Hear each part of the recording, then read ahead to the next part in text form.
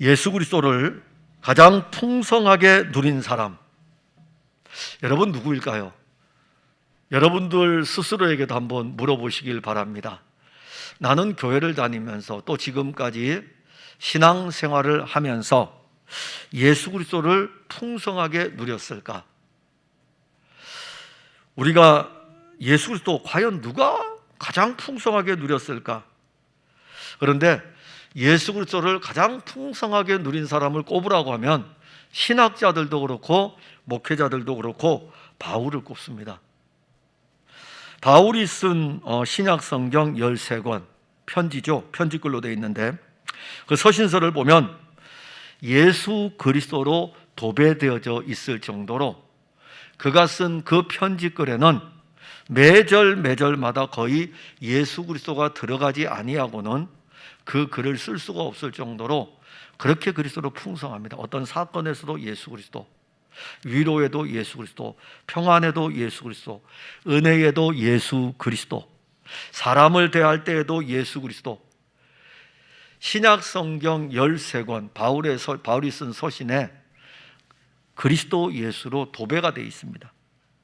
아마 어쩌면 우리 보고 그걸 그렇게 쓰라고 해도 쓰기가 힘들 거예요. 그런데 성령의 감동을 받아 이 성경을 기록할 때에 그에게는 그리스도 예수가 풍성했습니다. 예수 그리스도로 풍성한 이 바울이 살아간 삶의 여정 어떠했을까요? 궁금하죠? 이렇게 예수 그리스도로 풍성한 사람이 살아간 삶의 여정은 어떠했을까? 순탄하지 않았을까?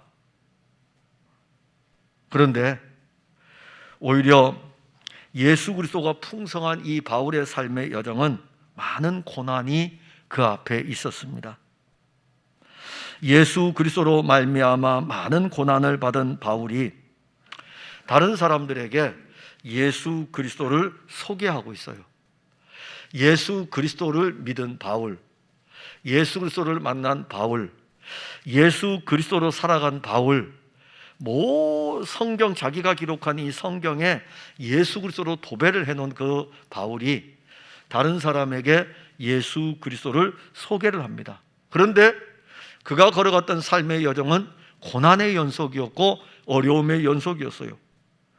도대체 상식적으로 이해가 안 되죠. 자신이 받은 고난을 다른 사람도 받게 하는 것이거든요. 자기가 예수를 만났기 때문에, 자기가 예수를 믿기 때문에 당신도 예수를 믿어야 됩니다. 예수님이 어떤 분입니다. 이렇게 소개하면 내가 지금 예수 때문에 고난당하고 있는 것을 당신도 예수 믿고 고난을 받아야 됩니다. 이렇게 소개하는 거잖아요.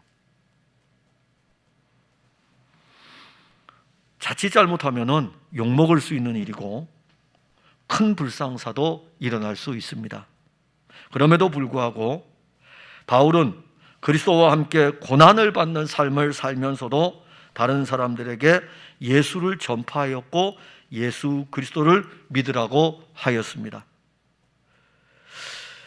그렇다면 우리가 이제 볼 수 있는 것은 바울이 고난을 받으면서 삶의 어려움 속에서도 왜 다른 사람들에게 예수 그리스도를 믿으라고 하는 것인가? 왜 또 예수 그리스도를 전파하고 있는가? 무언가가 이 바울을 붙들고 있는 것이 있기 때문에 그래요. 무언가가. 바울은 고린도 교회에 보내는 두 번째 편지에서 가장 먼저 그리스도로 말미암는 고난에 대해서 이야기했고 그리스도로 말미암는 위로에 대해서 앞에 부분에서 말씀을 합니다. 즉 고난과 위로가 그리스도로 말미암은 것을 증거한 이 바울의 증거는 그가 실제로 신앙의 여정에서 체험한 거예요. 고난도 체험했지만 위로도 체험했고, 그리고 그리스도의 복음을 전파하면서 고난도 그가 겪었고 위로도 그가 누렸습니다.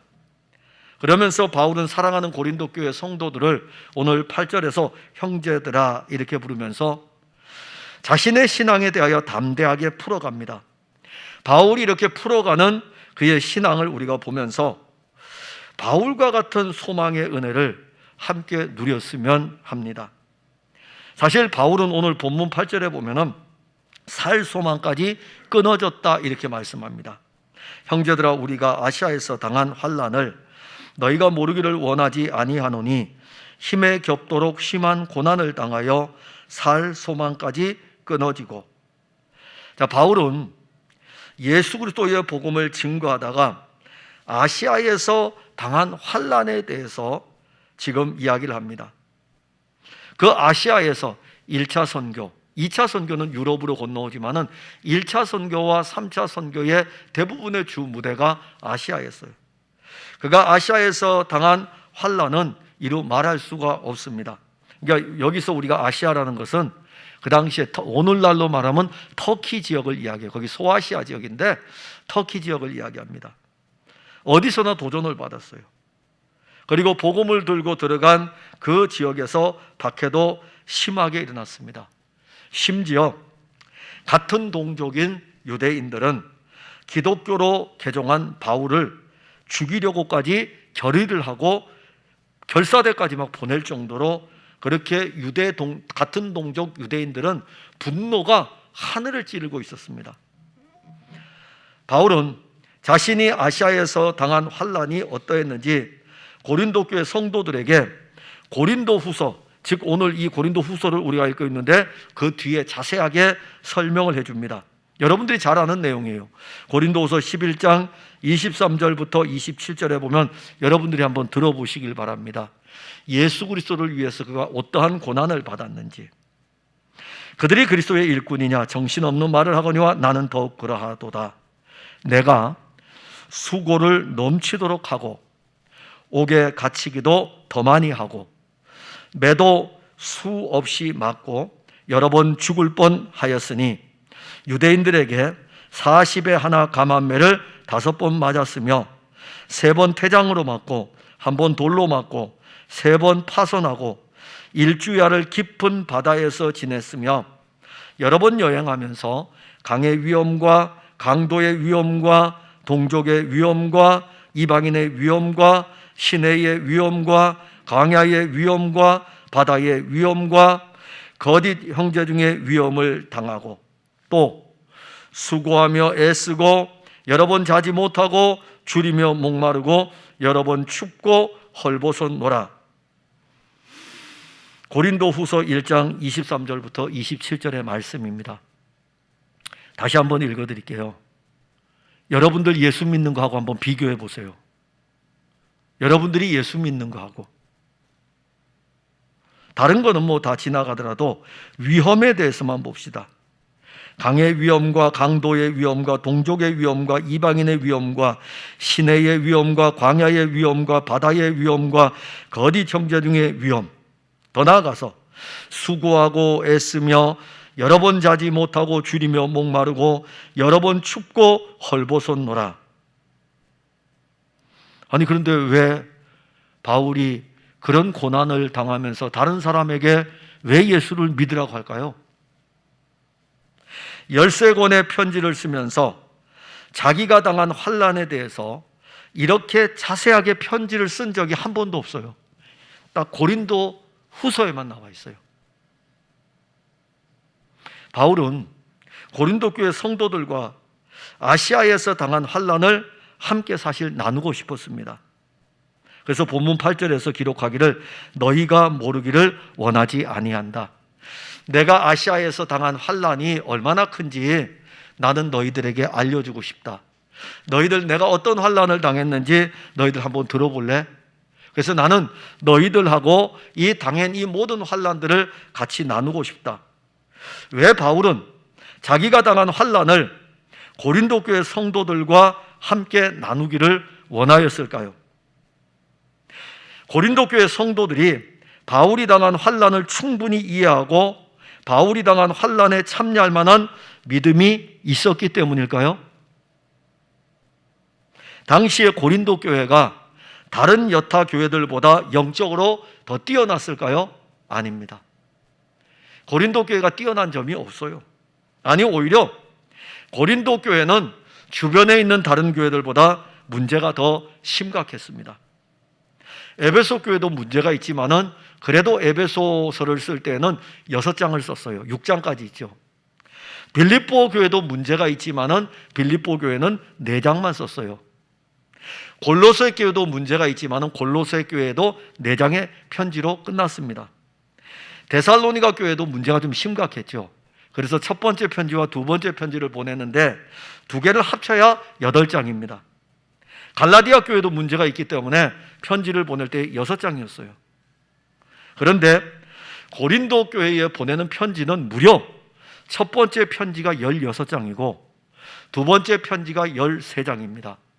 두 개를 다 합쳐가지고 29장의 편지를 쓰게 됩니다. 그러니까 한 교회에 보내는 편지 중에서 제일 길게 쓴 편지의 분량이 고린도 교회에 보내는 편지입니다. 근데 바울은 이렇게 장문의 편지를 16장과 13장을 1년 안에 연거푸 2번이나 고린도 교회에 편지를 써 보냅니다. 고린도 교회가 안고 있는 문제가 있기 때문에 첫 번째 편지를 16장을 썼어요. 그리고 두 번째 편지 고린도 후서를 시작할 때에 그들에게 또다시 13장에 대해서 쓰는데 앞에 서론 부분에 고난에 대해서 이야기합니다. 고린도 교회 나름대로 어떤 고난, 어려움이 있을 것입니다. 그래서 첫 번째 편지에서는 언급하지 않았던 고난에 대해서 두 번째 편지에서는 언급을 하고 있어요. 그리고 거기에다가 두 번째 편지를 쓸 때에는 거짓 사도까지 들어와서 교회를 막 뒤집어 엎어버리고 있습니다. 고린도 교회 자체는 신앙도 견고하게 서 있지 못한 상태에서 아난파크로 당하는 이 어려움의 문제들에 직면해 있었습니다. 이런 상황에서 바울은 자신이 아시아에서 당한 환난을 자세하게 설명을 해 주므로 그리스도로 교통하는 은혜를 공유하고 있습니다. 자, 제가 사역을 하다가 어려우면 제가 누구한테 이야기를 하면 좋을까요? 장로님들한테, 그죠? 아니면은 안수 집사님들, 권사님들, 그래서 중직자들 다 불러서 여러분 교회가 참 어렵습니다. 너무너무 힘듭니다. 이렇게 제가 이야기하겠죠. 왜냐하면 믿을만 하고 또 적어도 중직자가 되었을 때에는 교회 운동을 함께 오면서 10년, 20년을 부족한 저하고 같이 왔기 때문에 제가 터놓고 이 영적인 상태를 이야기할 수 있지 않겠습니까? 그런 측면에서 저는 그렇게 아마 접근을 할 텐데, 만약에 바울의 그 속으로 들어가서 이 문제를 딱 만났다면은, 야, 이렇게 가장 많은 편지의 글을 쓰고 있는 이 고린도 교회라면은 문제가 굉장히 어려운 문제들이 있는데, 왜 바울은 다른 교회에서는 언급하지 않았던 자기가 아시아에서 당했던 그 많은 환난들, 겪었던 고난들, 이거를 유독 고린도 교회에만 자세하게 풀어가지고 설명하면서 내가 아시아에서 당한 환난을 너희가 모르기를 원하지 않는다라고 하면서 그렇게 설명을 해줄까요? 바울이 아시아에서 당한 환난을 8절에서 설명할 때에는 힘에 겹도록 심한 고난, 살 소망까지 끊어질 정도의 고난이다, 이렇게 말씀합니다. 얼마나 힘들었는지. 그게 바울이 이제 고린도 교회 편지를 쓰면서 함께 나누는 것입니다. 바울이 왜 이렇게 엄청난 고난을 당하면서 살아야 합니까? 예수 그리스도를 만난 후에 예수 그리스도를 위해서 살았던 삶의 결과치고는 너무 가혹한 것 아닙니까? 빌립보서 3장 7절에 무엇이든지 내게 유익하던 것을 내가 그리스도를 위하여 해로 여길 뿐더러 8절에 내가 그를 위하여 모든 것을 잃어버리고 배설물로 여김은 그리스도를 얻었다. 바울은 그리스도를 얻고 난 후에 내게 유익한 모든 것을 배설물로 여겼어요. 내게 유익한 모든 것은 해로운 것으로 여겼습니다. 그리스도를 얻고 난 이후에 그가 지금까지 추구하였던 모든 것은 버렸지만 그에게는 다른 삶이 전개가 됩니다. 그런데 그 삶은 그리스도와 함께 고난을 받는 삶이었습니다. 아시아에서 그리스도 예수의 복음을 전파하면서 그가 받은 환난은 바울이 오늘 본문에서 증거하는 대로 견딜 수 없는 환난이었다. 내가 견딜 수 없는 환난이었고 만일 내 자신의 힘으로 그 환난을 만났다면 나는 살 소망까지도 끊어졌다. 이렇게 지금 1장 8절에 증거합니다. 예수 그리스도를 믿고 살아가는 삶의 여정은 내가 원하는 대로 이루어지는 행복의 여정이 아닙니다. 어떤 사람들은 예수를 믿으면 세상에서 복을 받는다고 이야기합니다. 세상의 가치관을 가지고 예수 그리스도를 믿으라고 우리는 권유를 하고 전도를 합니다. 그래서 오늘날 교회 안에서는요, 예수 그리스도는 세상에서 성공의 흥행 수표가 되었고 성공의 부적처럼 예수 그리스도가 팔려나가고 있습니다.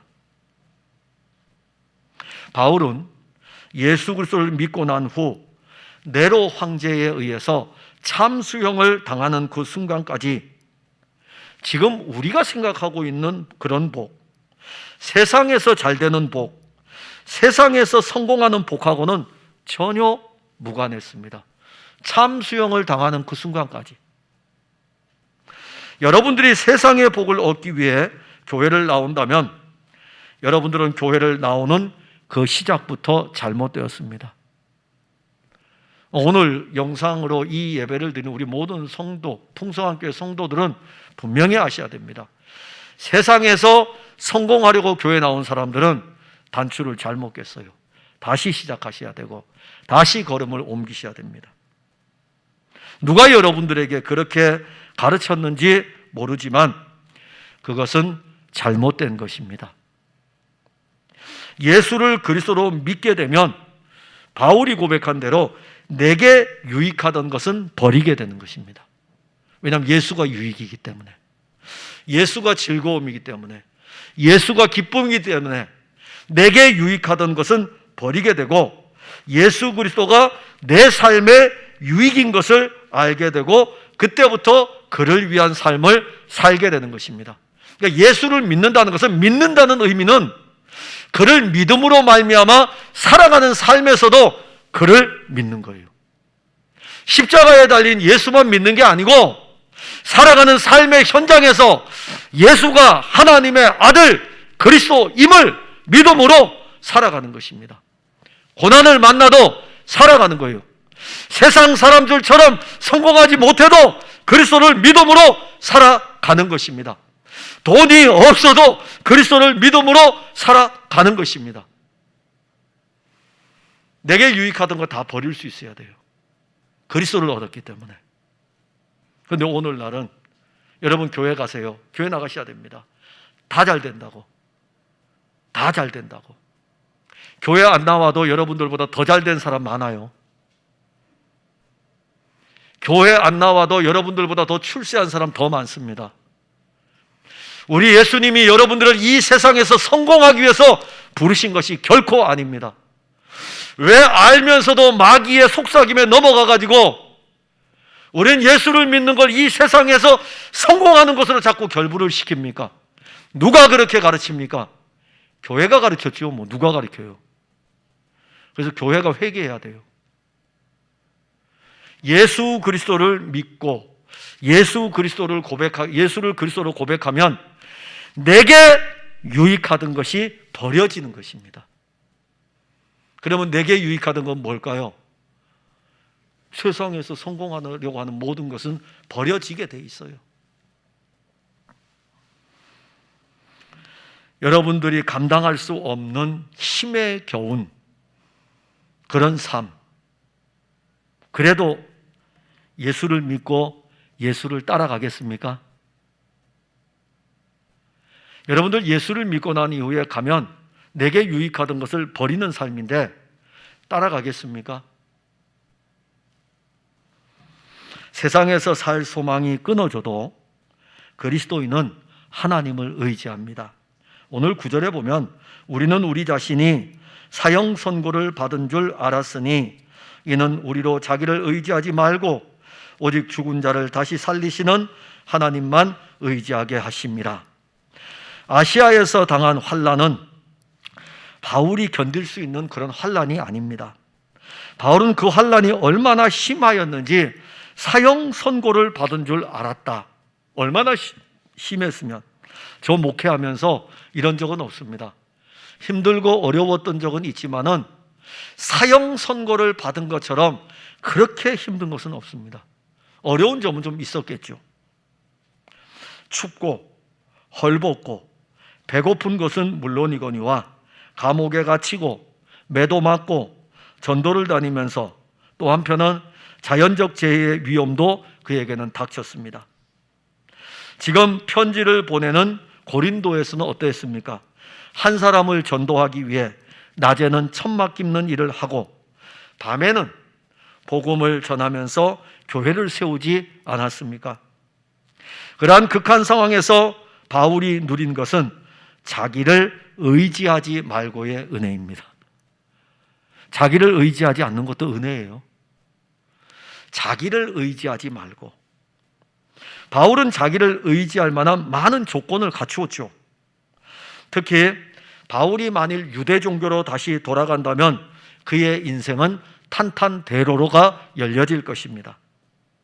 그가 배운 학문적 지식을 가지고 사람들을 가르쳐도 그에게 교육을 받고자 하는 사람이 줄을 설 것입니다. 성경을 쓴 이 필체를 보세요. 이런 필체를 가지고 있는 분인데 그가 만일 유대교로 돌아가 가지고 가르친다고 하면 그 학문적 경지가 얼마나 뛰어난데 그에게 줄을 서지 않겠습니까? 그는 살 소망까지 끊어진 상태에서 받은 은혜가 뭐냐 하면은 자기를 의지하는 것을 딱 끊어버린 거예요.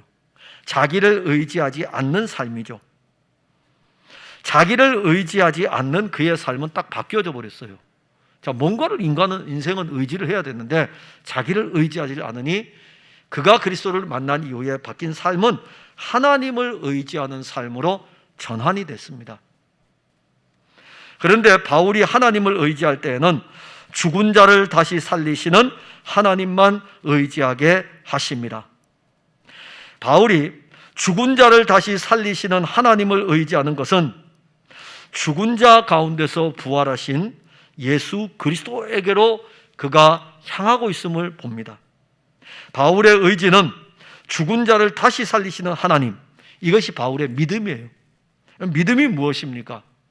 히브리서 11장 1절에 믿음은 바라는 것들의 실상이요 보이지 않는 것들의 증거니. 너무 많이 우리가 듣는 말씀이죠. 너무 좋아가지고 이 말씀이 너무 좋아서 애우는 말씀 아닙니까? 그런데 여기까지는 오는데 믿음은 바라는 것들의 실상이요 라고 하면서 선진들이 이로써 많은 증거를 얻었느니라 라고 하면서 구약에 기록된 인물들을 기록합니다. 히브리서 11장에 그들은 그 신앙의 이 여정의 길들 속에서 누구를 믿었습니까? 히브리서 1장부터 히브리서 10장까지 나오는 하나님의 약속, 하나님의 언약이신 그리스도 예수를 믿었어요. 그게 바로 히브리서 11장에 나오는 구약의 인물들입니다. 하나님의 약속을 믿었고 하나님의 언약을 믿었어요. 그리고 하나님의 아들이 육신을 입고 온 것에 대해서 믿었어요. 그래서 히브리서 11장은 믿음은 바라는 것들의 실상이라는 것은 구약의 성도들은 아직 하나님의 아들이 육신을 입고 오지 않았음에도 불구하고 마치 온 것처럼 그렇게 믿은 것입니다. 이게 믿음이에요. 예수의 재림을 믿으시죠? 온 것처럼 믿으셔요. 근데 그게 이성으로는 힘들어요. 바울의 인생에서 그의 눈에 보이는 것은 무엇입니까? 유대 종교의 권력, 자기가 가진 높은 학문, 로마의 시민권이 주는 명예, 자기 눈에 보이는 거예요. 자기 손에 있는 거예요. 그럼 언제든지 딱 돌아가기만 하면 유대 종교의 권력을 손에 잡을 수 있습니다.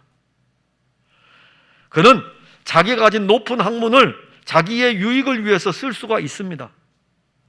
더군다나 그가 가지고 있는 로마의 시민권은 아직도 가지고 있어요. 언제든지 사용할 수 있는 그의 눈에 보이는 그의 손에 잡혀 있는 것입니다. 그런데 그가 오늘 표현한 대로 죽은 자를 살리시는 하나님은 눈에 안 보입니다. 그런데 그는 눈에 보이지 아니하는 하나님, 그러나 마치 보는 것처럼 그렇게 죽은 자를 살리시는 하나님을 의지하였습니다. 오늘날 그리스도인들이 눈에 보이는 것은 대단히 많이 의지합니다. 그러나 눈에 보이지 아니하는 죽은 자를 살리시는 하나님은 믿는다고 하는데 의지하지를 않습니다. 본문 10절에 보면 그가 이같이 큰 사망에서 우리를 건지셨고 또 건지실 것이며 이후에도 건지시기를 그에게 바라노라. 하나님 아버지께서 우리를 큰 환난, 큰 사망에서 우리를 건지기 위해 그의 아들을 이 세상에 보낸 것, 이제 그의 아들 그리스도 예수는 이후에도 우리를 건지실 것이다. 장래의 둘째 사망에서도 우리가 머리털 하나도 걸리지 않도록 건지실 것이다 라는 것을 믿는 믿음이 그가 하나님을 의지하는 믿음입니다. 바울은 로마 감옥에 두 번째 투옥이 되었을 때 사실 순교를 앞에 두게 됩니다. 첫 번째 투옥되었을 때는 풀려나지만은 두 번째 투옥되었을 때는 순교를 앞에 두게 됩니다. 그때 그는 디모데에게 편지를 씁니다. 그 편지에 이렇게 기록합니다. 이로 말미암아 내가 또 이 고난을 받되, 그러니 예수를 믿고 난 이후에 그의 순교의 순간까지 그는 고난입니다. 이 고난을 받되 부끄러워하지 아니함은 내가 믿는 자를 내가 알고 또한 내가 의탁한 것을 그날까지 그가 능히 지키실 줄을 확신함이라. 고린도 후서가 AD 56년경에 쓰여졌습니다. 그리고 디모데 후서가 AD 66년경에 쓰여졌습니다. 고린도 후서를 쓸 때 AD 56년경에 바울은 죽은 자를 다시 살리시는 하나님만 의지하게 하십니다. 그리고 10년 뒤에 디모데에게 편지를 쓸 때에 디모데후서 1장 11절에 내가 믿는 자를 내가 알고 또한 내가 의탁한 것을 그날까지 그가 능히 지키실 줄을 확신함이라. 이 두 말씀을 볼 때 10년 동안 변하지 않는 그의 믿음은 그가 믿는 하나님 아버지 그리고 독생하신 아들 그리스도 예수, 변함이 없었어요. AD 56년에 편지를 쓸 때도 나는 죽은 자를 다시 살리신 하나님만 의지한다.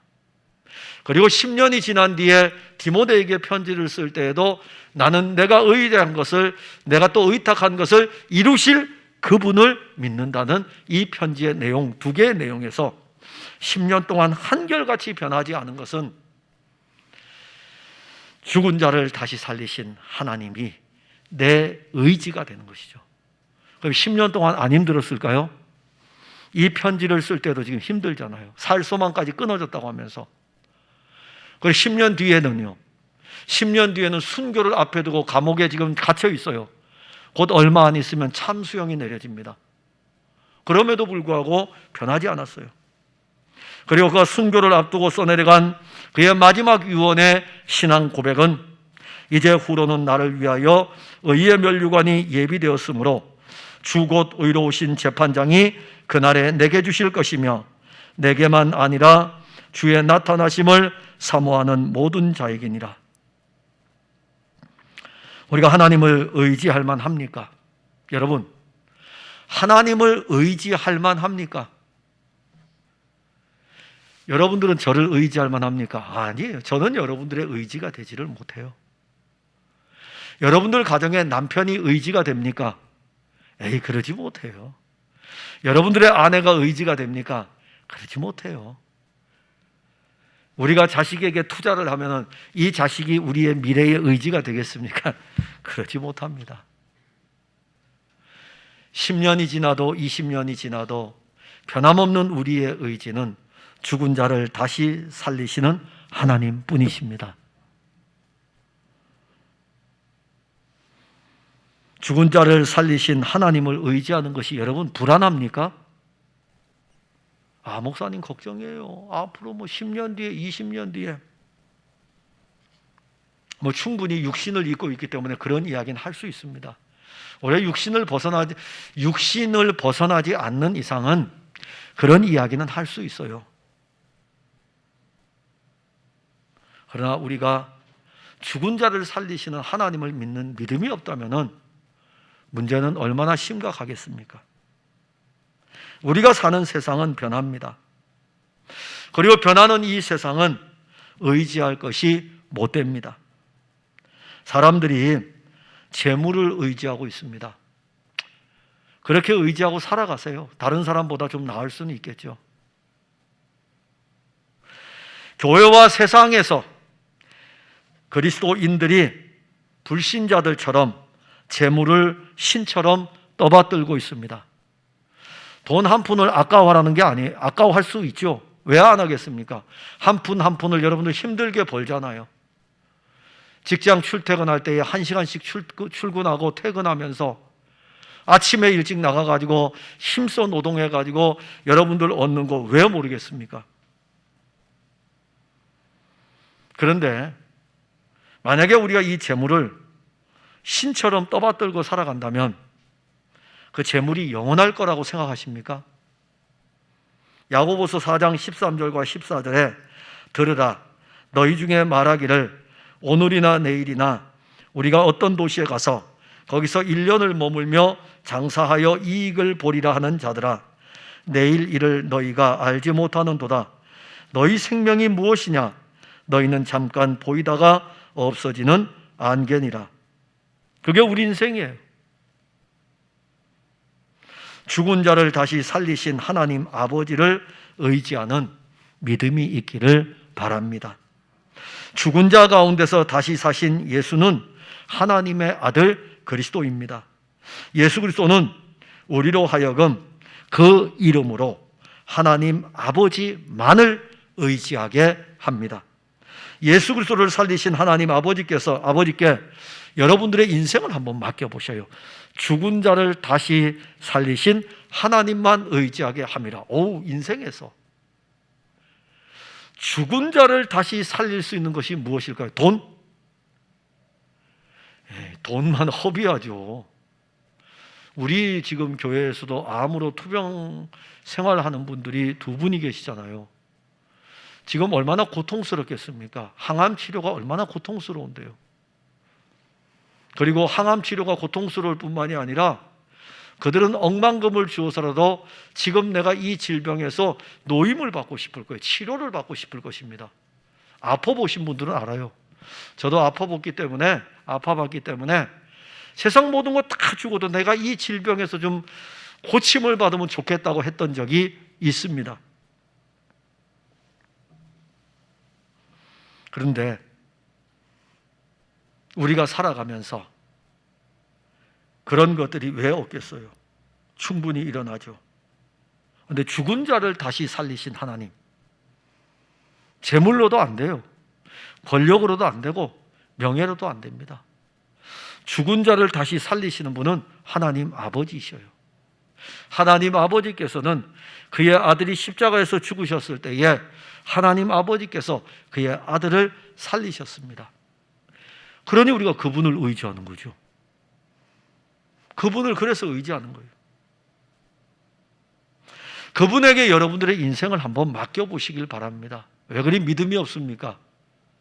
왜 그리 믿음이 없어요? 그렇게 불안합니까? 맡겨보시길 바랍니다. 이제는 그에게 좀 기대해 보시기 바랍니다. 그리고 여러분들이 그분에게 의지하고 그분에게 기댈 때에 그분은 우리의 든든한 등이 되어주시고 우리의 든든한 품이 되어주실 것입니다. 예수 그리스도는 현재에도 우리를 건지실 것이고 이후에도 우리를 건지실 것입니다. 살 소망이 끊어졌다고 낙심하지 마시고 지금도 여러분들을 건지시는 주 예수를 믿으시기를 바랍니다. 또 하나 아주 놀라운 것을 우리가 보는데 살 소망이 끊어질 이 환난에서 기도의 손을 잡고 있습니다. 11절에 보면 너희도 우리를 위하여 간구함으로 도우라.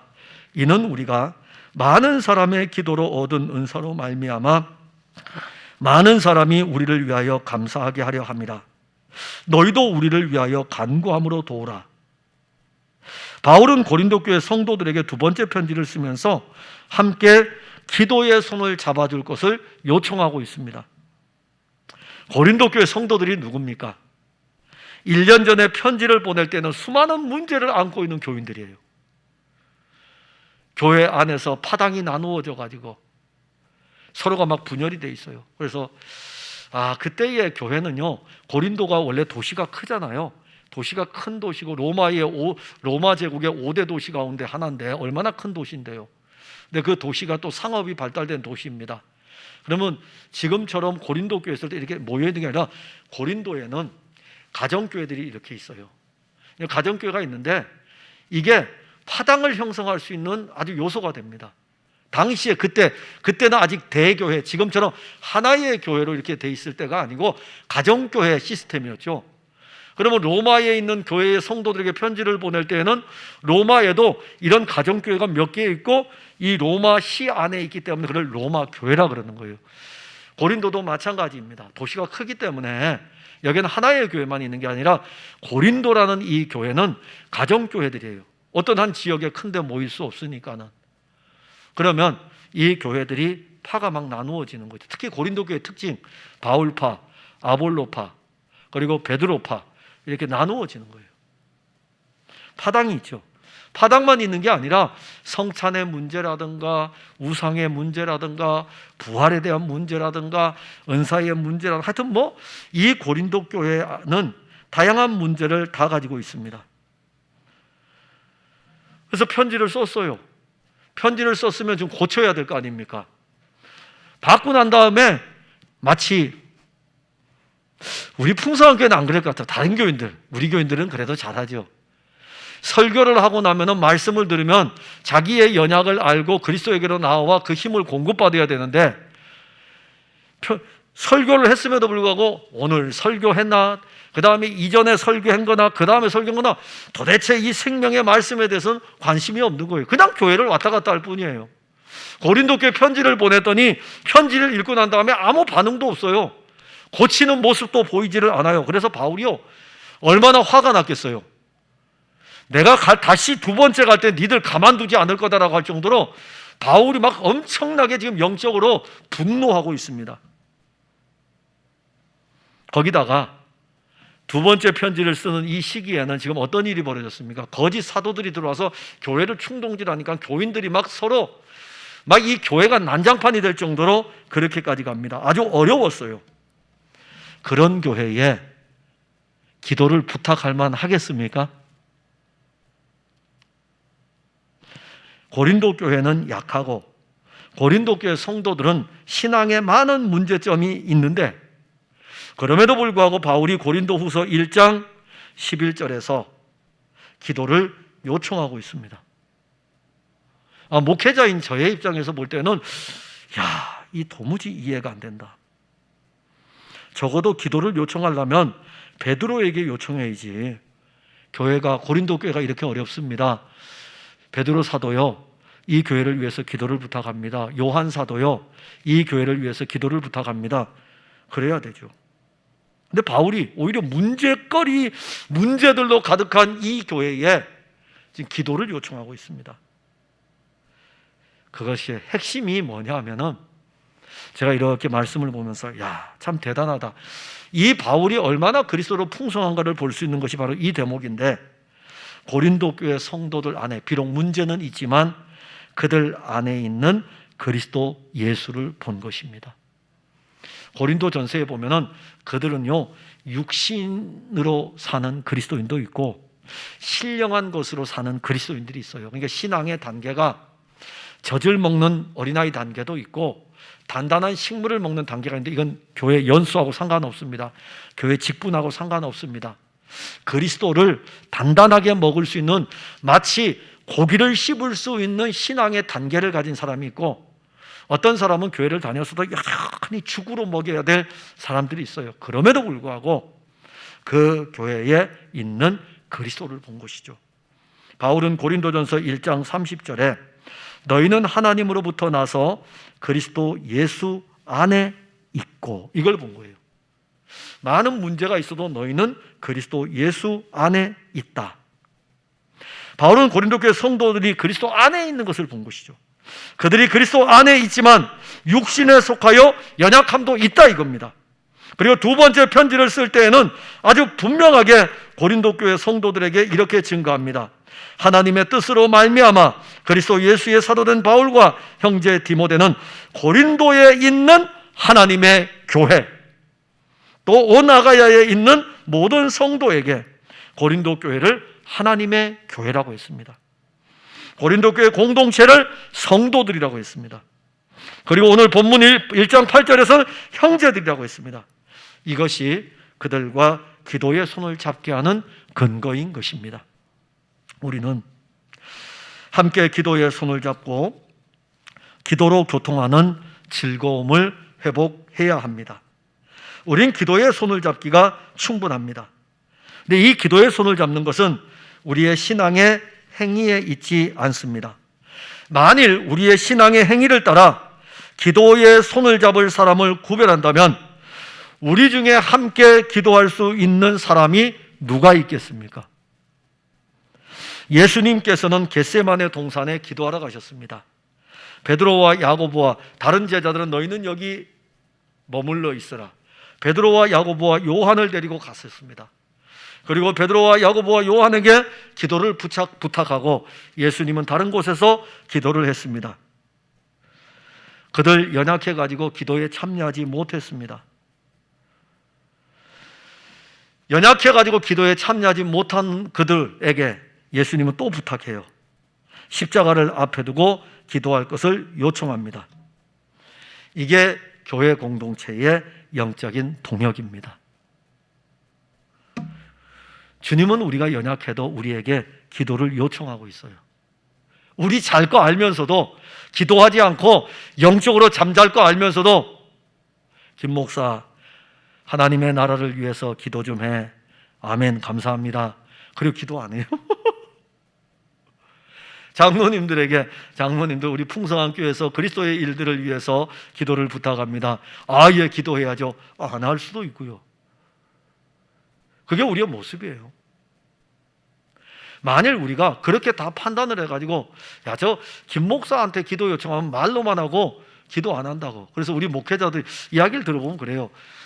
기도를 부탁합니다. 당연히 기도해드리죠. 기도해드리죠. 그렇게 이야기를 하거든요. 근데 이제 목회자들이 회자되는 말이 있어요. 기도한다고 하면서 기도도 안 해주고. 그런 행위를 본다면 누가 누구에게 기도를 요청하겠습니까? 고린도 교회에 기도 요청할 마음은 전혀 없어요. 그러나 그들은 하나님의 교회예요. 그들은 성도입니다. 그들은 형제들입니다. 그러게 그들의 많은 행위에 어떤 문제를 본 것이 아니라 그들 안에 있는 그리스도를 보고 기도해 달라고 바울이 요청을 하는 거죠. 우리가 힘들고 어려운 시기일수록 기도로 교통할 수 있어야 됩니다. 특히 오늘 대면 예배에 나오신 분들 그리고 비대면 예배에 참여한 모든 분들은 이 때에 더욱더 기도의 손을 잡아야 됩니다. 바울이 기도의 능력이 없어서 그렇습니까? 바울의 기도만으로 부족합니까? 아니에요.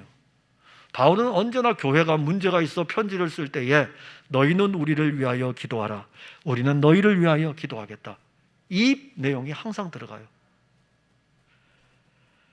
바울은 고린도 교회 성도들과 기도의 손을 잡았습니다. 우리가 함께 기도의 손을 잡을 수 있는 것은 우리 안에 성령이 있기 때문에, 각 사람들 안에 주 예수 그리스도의 영이 있기 때문에 그 영이 우리를 한 몸의 공동체로 세워갔기 때문에 같이 기도할 수 있는 것입니다. 사랑하는 성도 여러분, 살 소망이 끊어질 정도로 힘들지 않습니까? 지치고 힘든 매일의 삶의 여정이 아닙니까? 우리는 이때 우리의 신앙을 발휘해야 됩니다. 우리의 신앙은 주 예수 그리스도, 그를 죽은 자 가운데서 살리신 하나님 아버지를 의지하는 것입니다. 예수 그리스도는 지금까지 한 번도 우리를 버리지 않았습니다. 세상 끝날까지 우리와 함께 하신다고 약속하셨고 그의 영을 우리에게 주어 우리와 함께 하십니다. 그 말씀을 의지하고 그 말씀의 실제이신 그리스도를 의지하시기 바랍니다. 힘들고 어려울 때일수록 우리는 함께 기도의 손을 잡아야 합니다. 우리에게는 그리스도의 영이 있기에 우리의 기도가 맞잡은 이 손은 엄청난 파괴력을 발휘할 것입니다. 마태복음 18장 19절 20절에 진실로 다시 너희에게 이르노니 너희 중에 두 사람이 땅에서 합심하여 무엇이든지 구하면 하늘에 계신 내 아버지께서 그들을 위하여 우리에게 하시리라. 두세 사람이 내 이름으로 모인 곳에는 나도 그들 중에 있느니라. 비대면 온라인은 우리의 연합에 한계가 있지만 주의 영은 시간과 공간을 넘어 우리의 기도와 함께 하십니다. 항상 여러분들의 있는 자리가 기도의 자리가 되어 살 소망이 끊어진 상황에서도 기도의 능력이 나타나기를 바랍니다. 기도하겠습니다. 하나님, 은혜를 감사합니다. 지금처럼 우리의 삶에서 힘들고 어렵고 벅차고 감내하기 참 어려운 이런 때가 우리에게 언제 있었습니까? 모두가 다 당하는 힘든 상황입니다. 그럼에도 불구하고 오늘 우리는 바울이 살 소망까지 끊어진 그 상황에서 죽은 자를 다시 살리시는 하나님을 의지하고 사랑하는 동역자들과 함께 기도의 손을 잡은 것을 봅니다. 우리에게 믿음을 주셔서 감사합니다. 변하여지는 세상 의지하지 말게 하시고 자기 고집으로 세워가는 자기도 의지하지 말게 하시고 오직 죽은 자 가운데서 다시 살리신 하나님 아버지만 의지하게 하사 그리스도 예수의 이름으로 함께 기도의 손을 잡고 하나님의 나라를 같이 이루어 가기를 원합니다. 지치고 힘든 자들을 위로하시고 붙들어 주시며 우리의 기도가 연합하여 드리는 우리의 기도가 하나님의 뜻을 각 사람들 가운데 교회 공동체 안에 성취되게 하옵소서. 예수님 이름으로 기도하옵나이다. 아멘.